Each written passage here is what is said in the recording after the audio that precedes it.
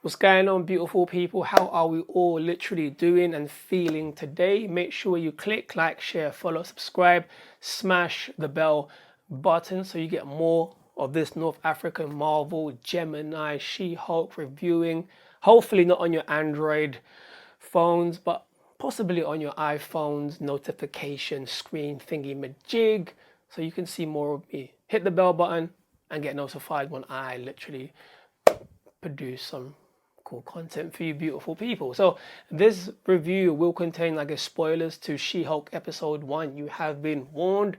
So the tone, vibration, color, feel, vibe of She-Hulk episode 1 was very nice, very heartfelt, very warm, very nice, very fun. Sort of had that vibe from, of course, Miss Marvel, which was a very fun, light-hearted series. So I love that type of vibe and energy in this particular episode of course, She-Hulk, which is done very well.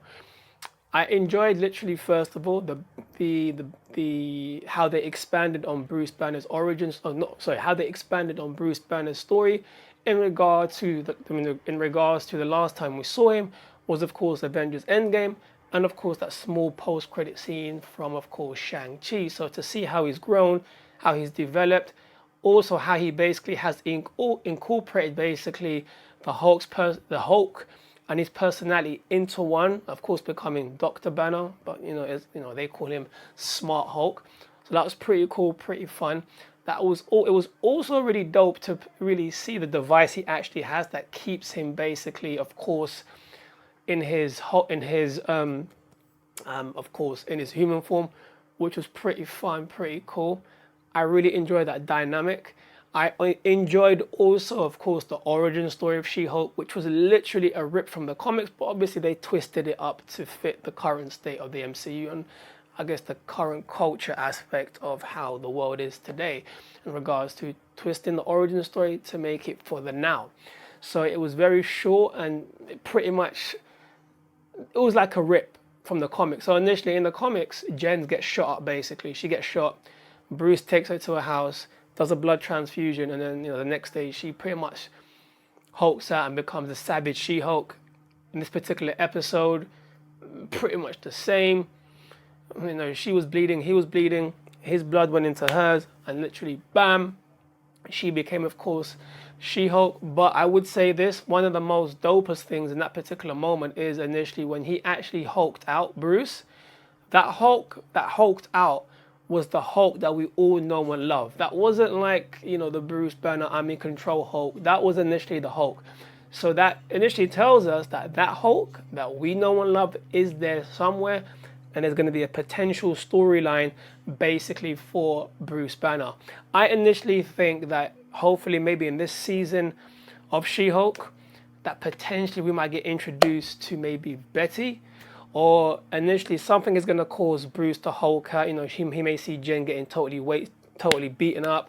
Betty might be getting beaten up, who knows, and he goes so completely wild and crazy that he hulks out World War Hulk style, and that Hulk that we know comes out and does the business, does the job. Or Marvel are going to save that particular moment initially for the future of the Hulk, because you can't have that particular aspect of the Hulk being caged up. It has to come out somehow, somewhere. So I'm excited for that. But moving forward, basically, and of course, in other words, that's another story for Marvel to pretty much give us. I enjoyed basically, of course, seeing 100% the difference in personalities. Of course, literally being, Jen loves being green. Hulk is literally like, Banner is like, no, you have to be careful, don't get angry. Because obviously he's not a fan of being green because he knows what comes with it.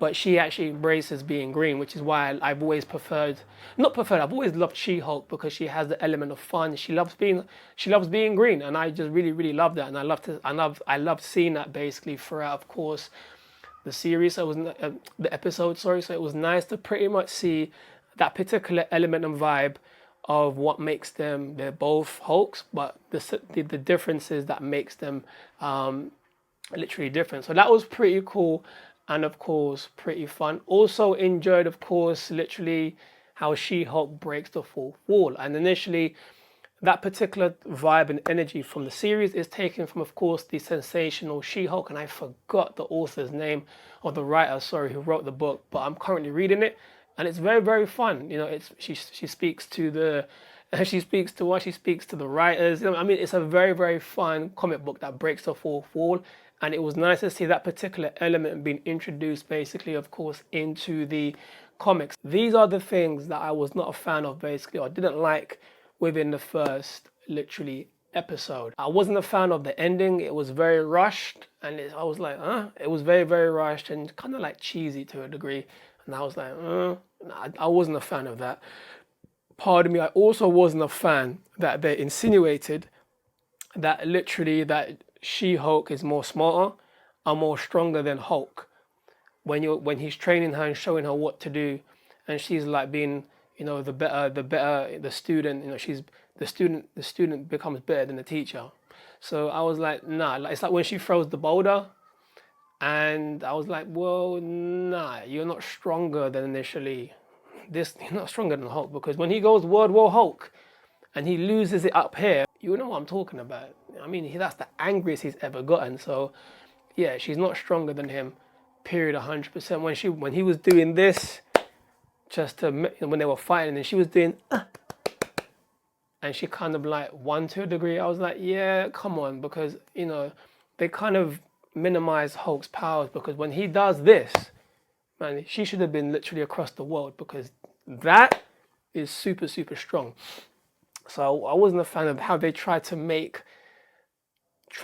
her more stronger mentally and physically. And there was an element of where they tried to make Bruce Banner Hulk like sort of like she was talking down to him like he was a kid, like she was the superior one. You can't do that to Bruce Banner and the Hulk. I mean, if you've read the comics, you just don't know the ability that Banner has here. And literally when it comes to here, when he transforms basically into the Hulk. But yeah, that's initially what I thought of the show. That's what I liked. That's what I disliked. But overall, I enjoyed it. It was a fun show. It was entertaining.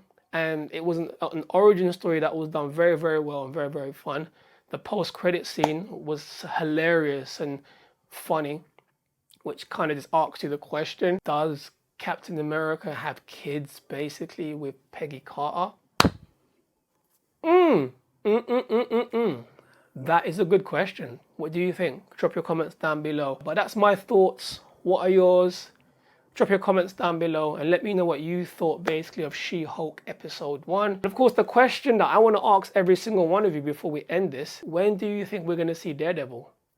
Is it going to be in episode 2, 3? And what do you think Daredevil's role is basically within She-Hulk? Drop your comments down below again. Let me know. Peace.